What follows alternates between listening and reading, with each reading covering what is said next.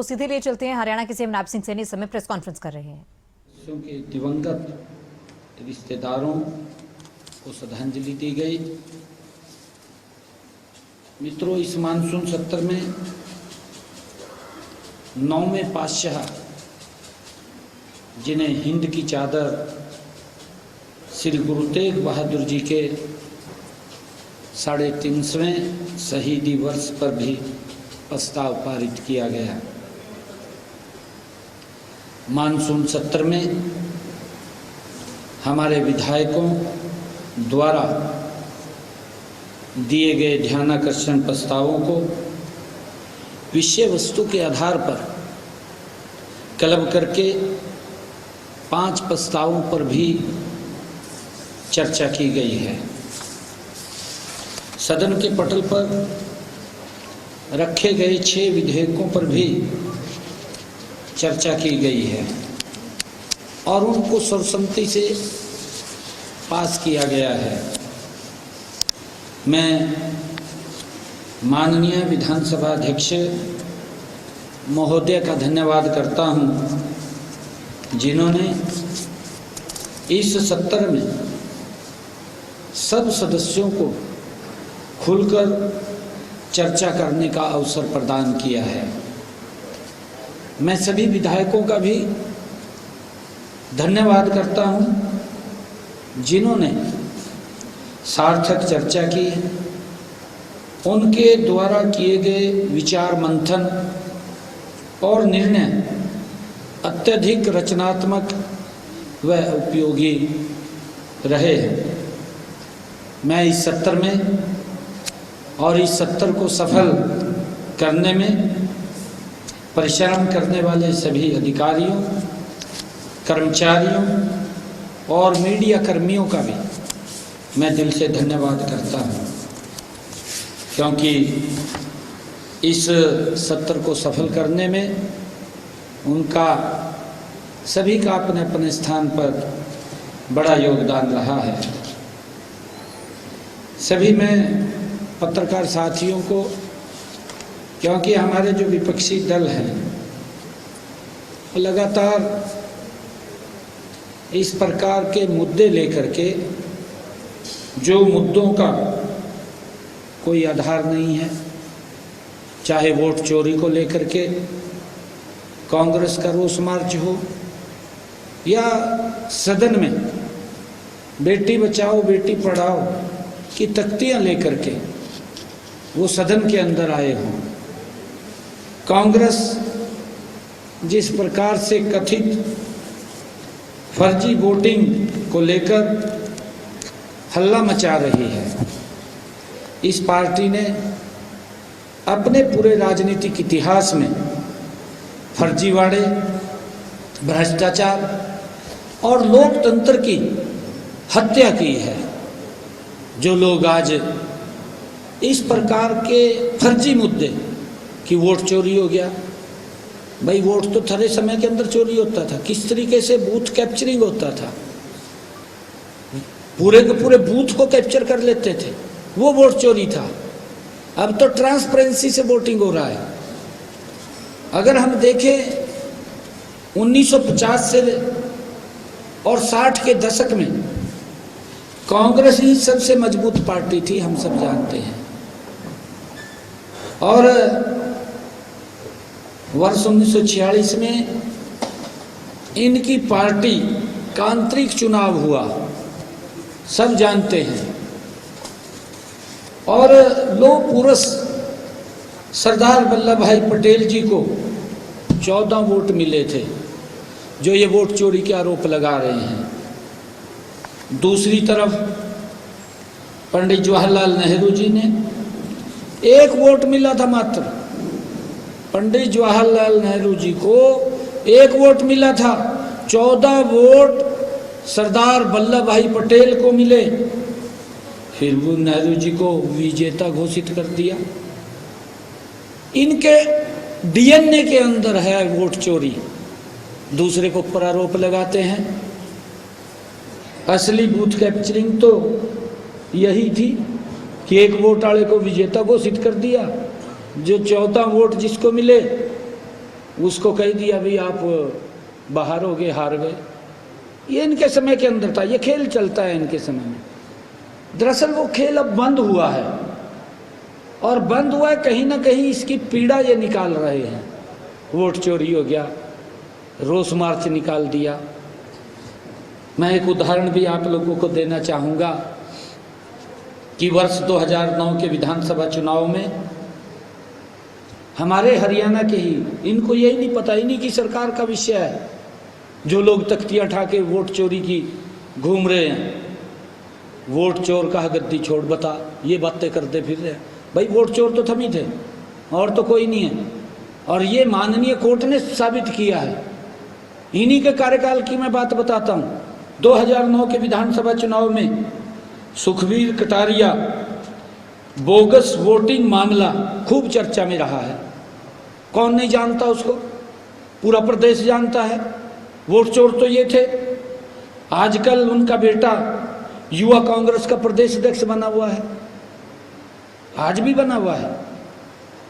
श्री सुखबीर कटारिया पर आरोप मुख्य रूप से फर्जी वोटर आईडी कार्ड और झूठे दस्तावेजों का इस्तेमाल करके मतदाता सूची में हेरफेर करने पर लगे थे। कौन नहीं जानता उसको, सभी जानते हैं।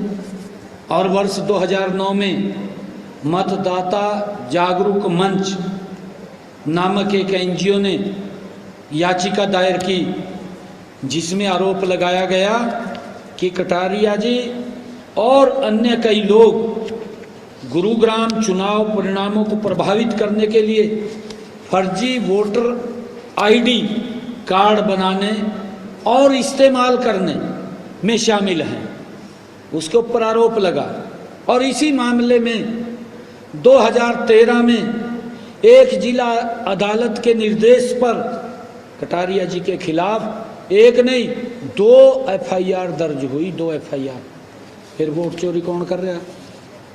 वोट चोरी तो कांग्रेस ही कर रही है, और ये अपने आप पाक साफ बन रहे हैं। मैं तो ये कहना चाहूँगा कि कांग्रेस की हालत देख करके कि हाथी के दांत हैं, खाने के और दिखाने के और, ये तो वो हालत है कांग्रेस की। दरअसल कांग्रेस को पता नहीं किसने स्क्रिप्ट लिख करके इनके आका को दिया, और ये उसको उठाए हो घूम रहे। वोट चोरी होगी कहा, वोट चोरी नहीं हुए। इनके जो करतूत थे उसके कारण वोट चोरी हुए हैं। जिस प्रकार के इनके काम थे, देश की जनता जानती है कि ये वही कांग्रेस पार्टी है जिसने आपातकाल लगा करके लोगों के संवैधानिक अधिकारों का गला घोट दिया था। ये कौन नहीं जानता? ये वोट चोरी की बात कर रहे हैं। सबसे बड़े वोट चोर अगर कोई है, कांग्रेस पार्टी है। कांग्रेस पार्टी सबसे बड़ी वोटों की चोरी की है उसने। लोकतंत्र का गला घोटा है। लोकतंत्र का तो गला घोटा। कांग्रेस ने भी प्रेस कहीं छाप ना सके, उसके भी गले को दबाने का काम कांग्रेस ने किया था 1975 में। आपके सामने है, पाबंदी लगा दी थी प्रेस के ऊपर भी, प्रेस का भी गला घोट दिया था। लोकतंत्र का तो घोटा ही था। सबसे बड़े चोर अगर कोई हैं, ये कांग्रेस ही सबसे बड़ी चोर है वोटों की। नरेंद्र मोदी जी आज देश को गति से आगे बढ़ा रहे हैं, ट्रांसपेरेंसी तरीके से काम कर रहे हैं। अगर देखें इनके समय में क्या क्या हालात थे, सब जानते हैं। इसी पार्टी ने हर चुनाव में किसी न किसी रूप में कांग्रेस ने धांधली करने का इतिहास रचा है, सब जानते हैं। हरियाणा की जनता जानती है कि कांग्रेस सरकारों के समय में बूथ कैप्चरिंग, लाठी डंडों से दबाव, शराब और पैसे बांट करके वोट खरीदना, ये कांग्रेस की फितरत थी। ये काम तो करते नहीं थे।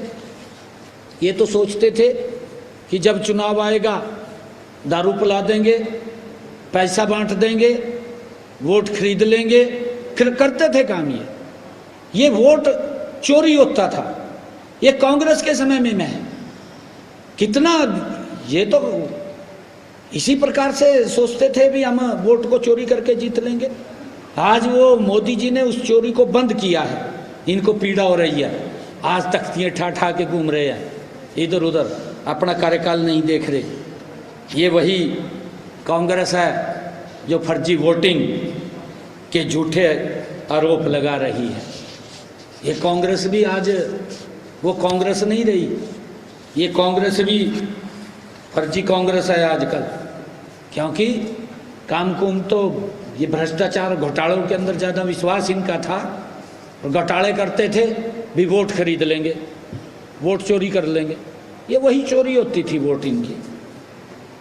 और मुझे बड़े दुख के साथ ये कहना पड़ रहा है कि इनके समय में जो आदरणीय प्रधानमंत्री जी नरेंद्र मोदी जी हरियाणा के अंदर जो 22 जनवरी 2015 को एक विशेष कार्यक्रम लेकर के हरियाणा की इस ऐतिहासिक पवित्र भूमि पर आए थे।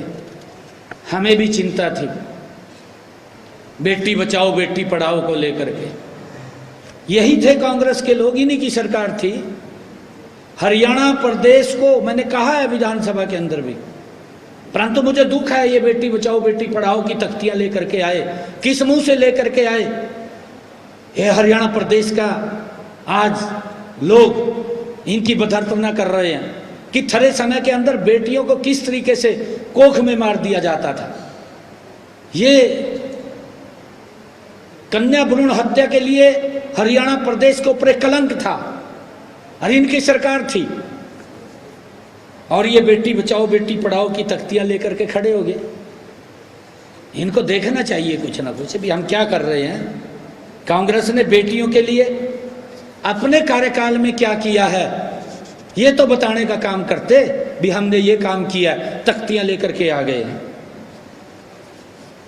कांग्रेस ने जब वे 2014 में सत्ता छोड़कर गए तो प्रदेश में लिंगानुपात 871 था, पूरा प्रदेश जानता है।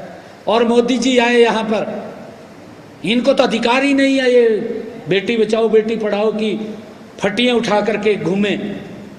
अगर इन्होंने कुछ बेटियों के लिए किया होता तो ये बताएं, अच्छा लगता है ये फटियां उठा करके आए हैं। आदरणीय मोदी जी ने उस बात को समझा, उस पीड़ा को समझा, उस दर्द को समझा, और मोदी जी स्वयं बेटियों को बचाने के लिए हरियाणा की भूमि के ऊपर आए और उस कलंक को धोया जो कलंक हरियाणा के ऊपर लगा हुआ था, बेटियों को गर्भ में मारने का। और हमने जब आदरणीय प्रधानमंत्री जी यहाँ आए तो एक राष्ट्रव्यापी आंदोलन चला, राष्ट्रव्यापी बेटी बचाओ बेटी पढ़ाओ के कार्यक्रम की शुरुआत हुई। और मुझे बताते हुए कि इसके परिणाम पॉजिटिव आए, ये प्रधानमंत्री जी ने चिंता की, मोदी जी ने चिंता की, और उसके परिणाम सार्थक ये निकले कि आज बेटियां जो हमारा लिंगानुपात है उसकी दर में बड़ा सुधार हुआ। आज वो 910 पे पहुंच गया है, 871 से 910 पे पहुंच गया है। आज ये स्थिति है और ये फटियां उठा करके घूम रहे हैं। मित्रों, आज मैंने एक और बड़ी घोषणा विधानसभा में की है। कलेक्ट्रेट को लेकर के मैंने इनके कार्यकाल का भी बताया।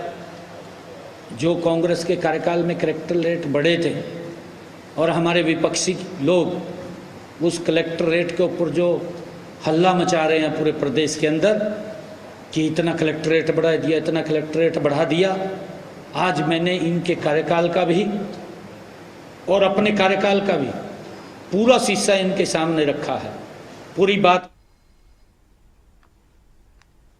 तो चंडीगढ़ में सीएम नैब सिंह सैनी की ओर से प्रेस कॉन्फ्रेंस की गई और प्रेस कॉन्फ्रेंस के दौरान कांग्रेस पर निशाना साधते हुए सीएम नैब सिंह नजर आए हैं। गंभीर आरोप कांग्रेस पर लगाए हैं, साथ ही कांग्रेस के कार्यकाल पर भी कई सवाल खड़े किए। सीएम नैब सैनी का बयान आया, कहा कि कांग्रेस पार्टी सबसे बड़ी वोट चोर है, कांग्रेस ने लोकतंत्र का गला घोंटा है। और उन्होंने कहा कि हमारी जब सरकार आई तो हमने व्यवस्था को ठीक किया, कांग्रेस अब फर्जी मुद्दे उठा रही है।